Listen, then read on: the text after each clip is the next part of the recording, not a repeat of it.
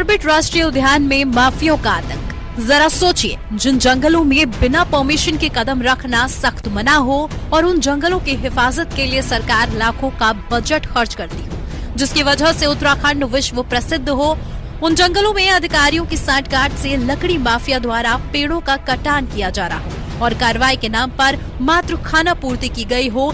हम बात कर रहे हैं विश्व प्रसिद्ध जिम कॉर्बेट नेशनल पार्क की। और क्या है पूरा मामला, देखिए हमारी खास report. Jim Corbett national park Bharat का सबसे पुराना राष्ट्रीय पार्क है और पार्क के अंदर बिना परमिशन के आवाजाही करना मना है और चप्पे चप्पे पर यहाँ वन विभाग के कर्मचारी अधिकारियों की नजर रहती है और जंगली जानवर और पेड़ों की हिफाजत के लिए यहाँ क्षेत्रीय रेंजर को जिम्मेदारी दी जाती है और इन निर्देशों पर कर्मचारी अपना कार्य करते हैं। लेकिन इन जंगलों में इन दिनों लकड़ी माफियाओं का बोलबाला देखने को मिल रहा है।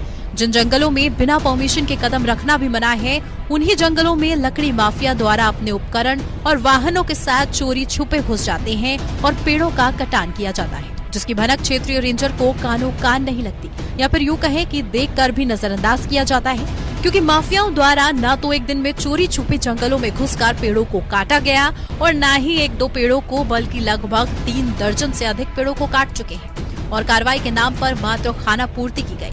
इतने पेड़ों को काटने वाले सिर्फ 2 तस्करों को कॉर्बेट प्रशासन ने पकड़ा है।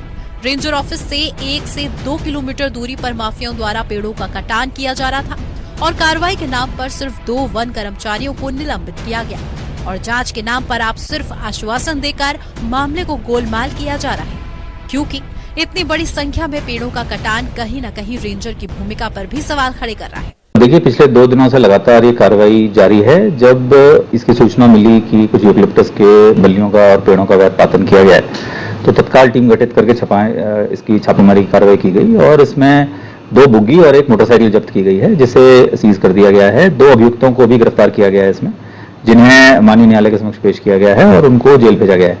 इसके अतिरिक्त अभी इसकी जांच जो है ये एसडीओ कालागढ़ द्वारा की जा रही है और जैसे ही इसकी रिपोर्ट प्राप्त होती है, इसमें अभी और इसकी सघन जांच हो रही है, सारे पहलुओं का अध्ययन किया जा रहा है और उसके बाद इसमें नियमानुसार कार्रवाई की जाएगी।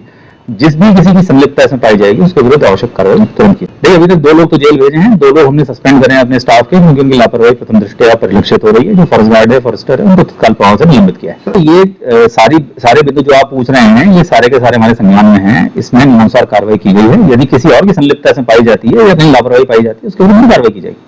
बहरहाल जंगलों के रखवालों की रखवाली में ही जंगल उजाड़ो अभियान लकड़ी माफियाओं द्वारा चलाया जा रहा है और कार्रवाई के नाम पर सिर्फ जिम्मेदार अधिकारी खाना पूर्ति करने में लगे हैं। कॉर्बेट प्रशासन ने 2 माफिया और 2 कर्मचारियों पर तो कार्रवाई की है। अब देखने वाली बात होगी कि आखिर क्या किसी जिम्मेदार अधिकारी पर भी कार्रवाई होती है या फिर कर्मचारियों पर ही कार्रवाई के बाद मामला गोलमाल कर दिया जाएगा। रामनगर से उत्तराखंड की सच्चाई के लिए आरिफ खान की रिपोर्ट।